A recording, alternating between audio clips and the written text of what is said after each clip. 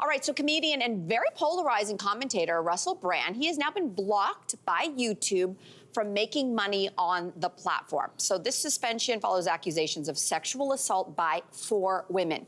They were published over the weekend in an investigative report by multiple British news organizations. Now, YouTube has not specified how long the suspension is going to last, but it did say in a statement that Russell Brand violated their creator responsibility policy. Russell is saying now he's denying all of these allegations against him. So should these platforms be able to block these creators, Stuart, from making money? I say this because I know that's your bread and butter is online life. I just want to be careful we don't put myself and Russell Brand too close together. Correct. Correct. No, I think the thing about social media is that people think of it as like a public platform, but it's not a public platform. These are all private businesses. These people can, like, the businesses can kick you out. They don't have to pay you. They don't have to do anything. It's kind of like if you're a band and you want to play a club, you know, it's like, do you want to play the club or not? You're playing by our rules. This is what you have to do.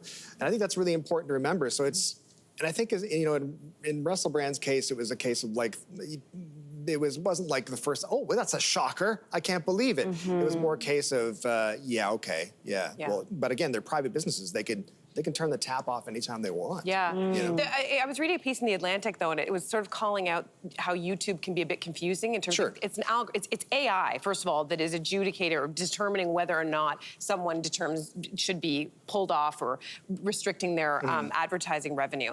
And you can contest it, but sometimes people, it seems like arbitrarily, are still blocked from that. So there seems to be some flaws in that system a little bit, not to excuse in any way Russell Brand, but he's just kind of just moved over to Rumble. I mean, he was already on Rumble, but he's just going to be making revenue there. What's Rumble? Yeah.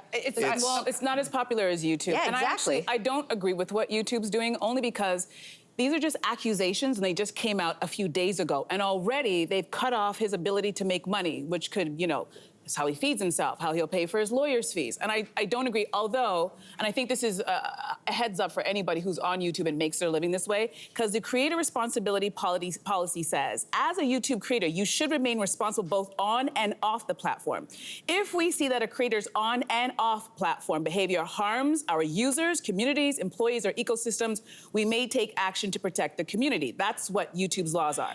But when you talk about employment law, most employment lawyers, and I make sure I got this quote correctly as well, in the context of employment or HR law, and the reality is we often all tell our employer clients you cannot impose discipline, especially dismissal, until you investigate.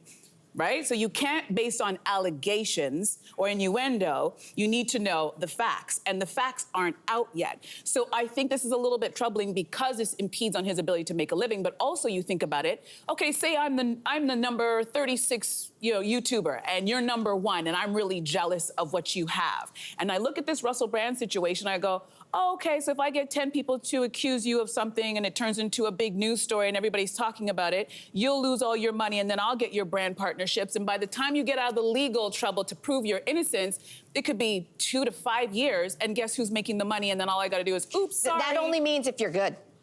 So if you're number 36, you're 36 for a reason. But it's like anybody. I'm just saying it's not so much I'm good. It's like anybody can just accuse you, and immediately YouTube will just go, okay. But you're also discounting, I think, what we're still kind of, I guess, in the Me Too era.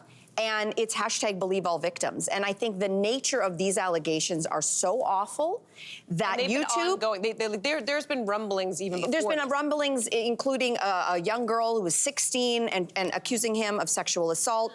And sadly, we're still in the era where it's not just one woman who can accuse somebody. In this case, there are 4. Perhaps there will be others that come out. I can imagine that these allegations, they're not just like, oh, I shoplifted a candy bar from a store. No. These are really serious. Dismissing for the sure. allegations, and I'm not dismissing any of the victims. I'm just saying we have to be, you know, it's innocent until proven guilty. That's my question. It's like, so YouTube is already on it. In a court of law, absolutely. In the court of public opinion, he's guilty.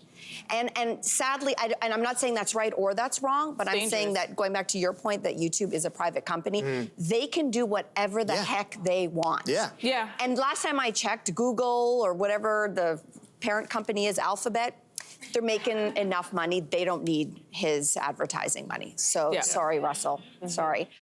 Hey there, what did you think? Drop your comments below and join the conversation. And don't forget to like and subscribe so you can find more on everything from food and fashion to pop culture and current events. See you soon.